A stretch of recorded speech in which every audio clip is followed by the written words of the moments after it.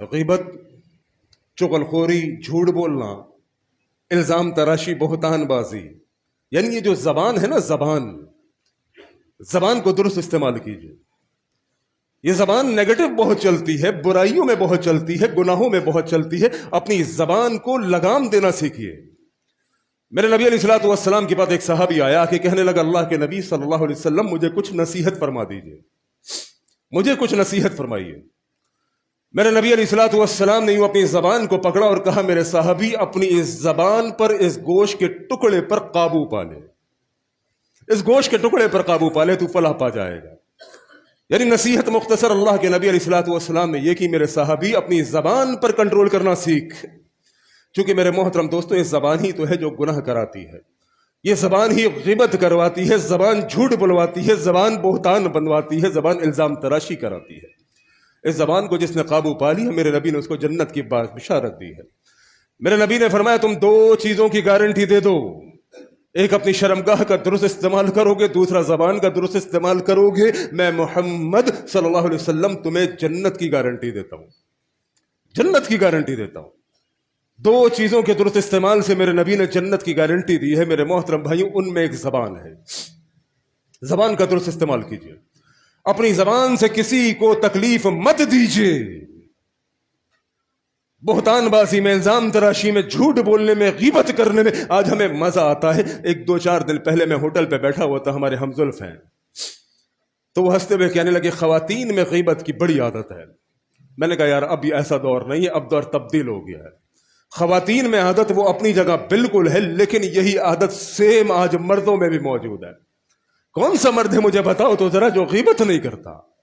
وہ مسجدوں میں بیٹھ کے اللہ کی قسم غیبت ہو رہی ہوتی ہے، دو لوگ بیٹھے ہوئے تیسرے کو یاد کر رہے ہیں، برے الفاظ میں یاد کر رہے ہیں، اور کہنا یہ ہے کہ ہم کوئی غیبت تھوڑی کر رہے ہیں، یہ عمل اس میں ہے جس کی ہم نشاندہی کر رہے ہیں۔ او بھائی، اگر عمل اس میں نہیں ہوتا پھر وہ بہتان ہوتا، الزام ہوتا۔ آپ نے غیبت ہی تو کی ہے اس کی۔ غیبت وہ ہے جو مجلس کے اندر جو بھائی موجود نہیں، جس کا تذکرہ وہ سننا پسند نہیں کرتا، اس کے عیب، اس کے گناہ لوگوں کے سامنے ظاہر کرنا، اسی کو تو غیبت کہتے ہیں۔ اور غیبت کس چیز کا نام ہے؟ غیبت کے سر پہ کوئی سینگ ہوتا ہے؟ دو بندے بیٹھے ہوئے، تیسرا بندہ وہ جو مجلس میں موجود نہیں، اس کے گناہوں کا تذکرہ ہو رہا ہے، اس کی برائیوں کا تذکرہ ہو رہا ہے۔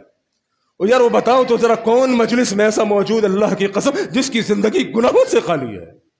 ہم میں سے کوئی نہیں۔ کل بنی آدم خطاؤن، وہ آدم کے تو سارے ہی جتنی اولاد ہیں ہم سب خطا کار ہیں، وخیر الخطائین توابون، بہترین گناہ گار وہ ہے جس سے گناہ ہو جائے اللہ سے توبہ کر لے۔ میں ایک بات کہا کرتا ہوں، ہمارے ہاں گناہ گار وہ ہے جس کا گناہ ڈکلیئر ہو جائے، لوگوں پر واضح ہو جائے۔ سمجھے بات کو؟ نہیں سمجھے؟ ہمارے ہاں گناہ گار وہ ہے جس کا گناہ لوگوں پر ظاہر ہو جائے، اور دوسرا بڑے سے بڑا گناہ گار لیکن لوگوں پر ظاہر نہیں ہوا، یہ پرہیزگار حاجی۔ وہ یار ایسا نہیں ہے، تو بھی گناہ گار ہے، وہ بھی گناہ گار ہے، تو اللہ کا شکر ادا کر کہ اللہ نے تیرے عیبوں پر، گناہوں پر پردہ ڈالا ہوا ہے۔ تو بھی گناہ گار ہے، تجھے رب کے آگے سجدہ ریز ہونا چاہیے۔ میرے اللہ، صبح سے شام تک گناہوں کے اندر دھسا ہوا، اللہ لوگوں سے چھپ کر گناہ کرتا ہوں، لیکن اللہ تو نے لوگوں پر ظاہر نہ کیا۔ میرے رب، یہ تیرا احسان ہے۔ ربا، جس طرح تو نے یہاں پر لوگوں میں میرے عیبوں پر، میرے گناہوں پر پردہ ڈال رکھا ہے، اللہ کل قیامت کے دن بھی میرے عیبوں پر پردہ ڈال دینا۔ اگر تیرا کوئی بھائی گناہ گار ہے، گناہ کے اندر مبتلا ہے، خدا کے واسطے اس کے گناہوں کو لوگوں کے سامنے مت بیان کرو۔ اتنی محبت ہے اس بھائی سے، تنہائی میں لے جاؤ، اکیلے میں لے جاؤ، خلوت میں بٹھاؤ، میرے بھائی تیرے اندر یہ گناہ ہے، اللہ کے لیے اپنے اس جرم سے توبہ کر لو۔